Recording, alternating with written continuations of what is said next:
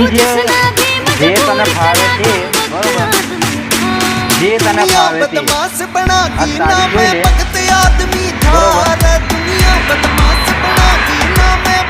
10મા મહિનાની 6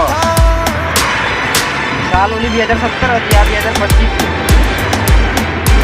ટાઈમ ને બધું જોઈ લે અને તારા પૂરા જ છે ભાઈ આ બધું બરોબર। તને જેમ હોય તે બાદ કાઢી નાખ અને 3 જણા તો મારી ધ્યાનમાં છે બરોબર, જે થાય એ કરી લેવાનું, બાકી હવા